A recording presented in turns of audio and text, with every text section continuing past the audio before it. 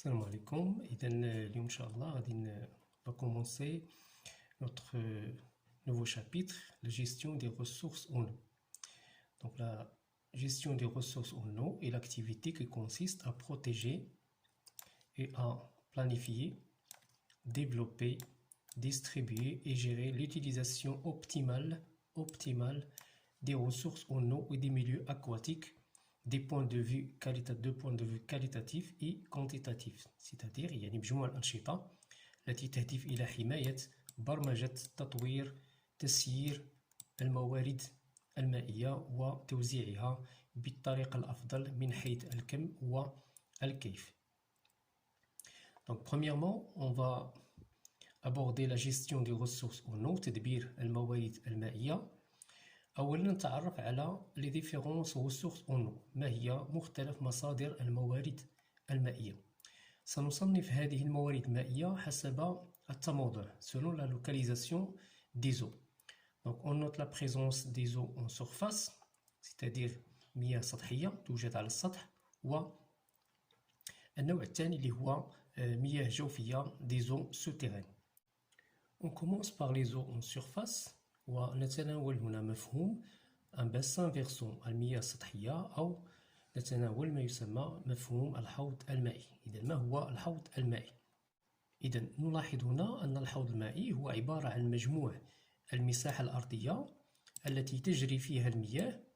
لاحظوا هنا تجري فيها المياه من مناطق اللي هي مرتفعة نحو لتتجمع في مجرى واحد ثم تتجه إلى نقطة اللي هي أقل ارتفاعا تتجمع على مستواها. إذن أعيد un bassin versant est l'ensemble des terrains où circulent les eaux d'un point de haute altitude pour s'accumuler vers un seul point de basse altitude. Donc vous voyez bien que chaque bassin versant est caractérisé par ce qu'on appelle une ligne de partage des eaux. يعني محدود بما يسمى خط مفترق المياه يحد بين ما يسمى بحوضين مائيين. لاحظوا معي هناك حوض مائي رقم 1 وحوض مائي رقم 2. هذا الخط فهو يفصل limite les deux bassins versants، يفصل بين الحوضين المائيين، ونتعرف على ذلك من خلال المياه التي تتساقط عن طريق الأمطار. لاحظوا بأن حينما تصل إلى هذه النقطة يا إما تتجه نحو الحوض رقم 1 يا إما تتجه نحو الحوض رقم 2. C'est pour cela on l'appelle une ligne de partage des eaux، خط مفترق المياه. النوع الثاني من المياه اللي هي مياه qui se trouve qu'on appelle des eaux souterraines، يعني مياه جوفية. ونتناول هنا مفهوم السديمة ou bien ce qu'on appelle une nappe اللي هي une nappe phréatique. Donc c'est quoi une nappe phréatique? Donc on commence par définir les eaux souterraines. Donc les eaux souterraines, c'est l'ensemble des eaux qui s'accumulent entre les espaces libres qui se trouvent entre les particules des roches. Donc توجد على مستوى أو بين حبات الصخور أو بين العناصر الصلبة للصخور مثلا الرمل، الحصى، الطين إلى غير ذلك. توجد مجموعة من الفجوات، مجموعة من الفراغات يتجمع على مستواها الماء. هذا النوع من الماء أو هذا الماء ما يسمى بالسديمة ou bien cet ensemble des eaux ce qu'on appelle une nappe phréatique. Dans la nature, quand on a des pluies, ces pluies, les eaux de ces pluies s'infiltrent à travers ce qu'on appelle les espaces libres, ce sont les pores, pour s'infiltrer à travers ces pores, pour s'accumuler au niveau des roches qu'on appelle des aquifères. Donc هذه المياه فهي مياه الأمطار حينما تصل إلى السطح تترشح عبر هذه الفراغات وهذه المسامات الموجودة على مستوى الصخرة بين حبيبات الصخرة لتتجمع على مستوى طبقة صخرية نافذة. تسمى هذه الطبقة بما يسمى بالحمل الماء أو بالفرنسية نسميها un aquifère. لاحظوا هنايا بأن لكي تتجمع هذه الماء لابد من وجود طبقة صخرية غير نافذة. إذن حينما تصل المياه إلى هذه النقطة لاحظوا بأنها تتجمع هنا لتشكل كتلة مائية pour former, il s'infiltre pour former une masse d'eau au niveau de cette roche. Par exemple, ici, on a le sable et le gravier. هاد الروش الصابل et le gravier on l'appelle aquifère. نسمي الصبل أو نسمي ما يسمى بالرمل أو الحصى نسميه بحمل الماء، يعني أنه يحمل الماء لأنه يحتوي على مجموعة من الفراغات التي يتجمع على مستواها الماء. Donc ce sable et ce gravier contient un ensemble de pores dans lesquels s'accumulent les eaux qui s'infiltrent à travers le sol. Donc les types de nappes, on classifie les nappes selon ce qu'on appelle la pression auquel soumise l'eau. حسب الضغط الذي يتعرض له الماء يمكن أن نحدد بين نوعين من السدائم, deux types de nappes. Si l'eau est libre, on appelle les nappes des nappes libres. Si l'eau est pressée, on appelle cette nappe une nappe captive. Donc إذا كان الماء حرا فنسمي السديمة سديمة حرة، وإذا كان الماء يتعرض إلى الضغط أو مضغوط نسمي هذه السديمة بسديمة محصورة أو سديمة حبيسة أو سديمة معلقة. 3 مصطلحات يمكن استعمالها. ما الذي يجعل الماء حرا أو محصورا؟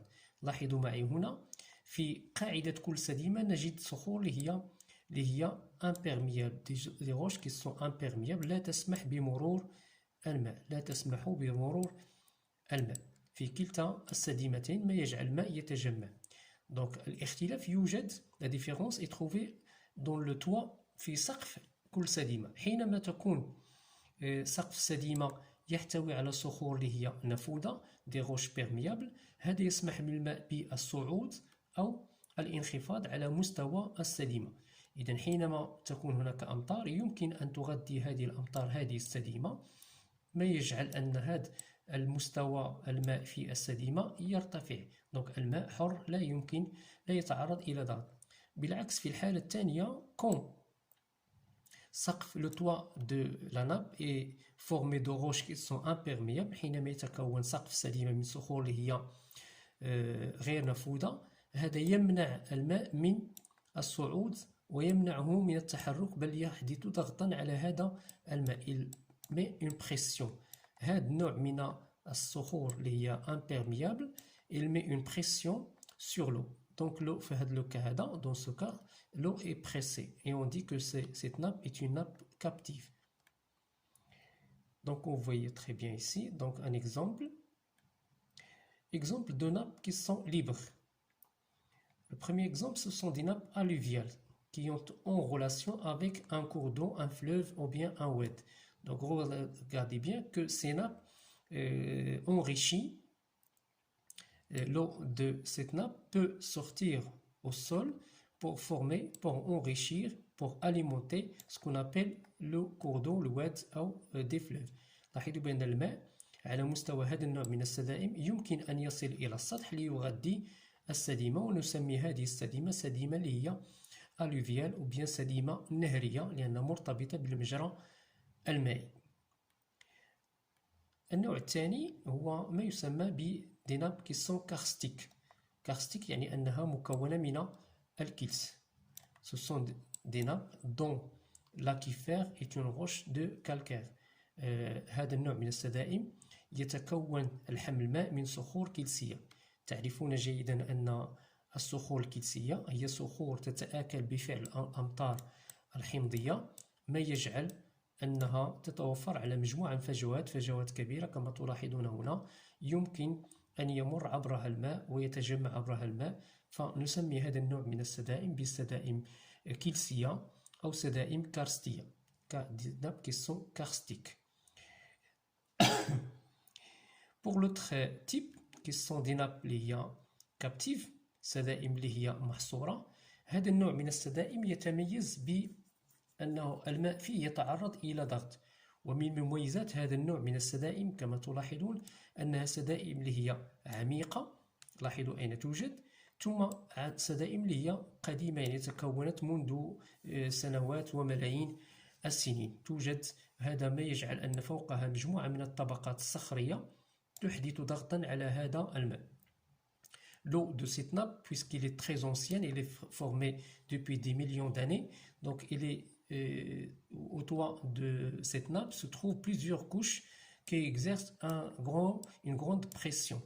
Donc, quand on creuse un puits au niveau de cette nappe, regardez bien que l'eau monte à une certaine altitude qui prouve que l'eau est soumise à une pression. حينما نحفر بئر نجد أن الماء يرتفع إلى مستوى كبير جدا، لذلك وهو يدل على أن هذا النوع من السدائم يتعرض فيها الماء إلى ضغط.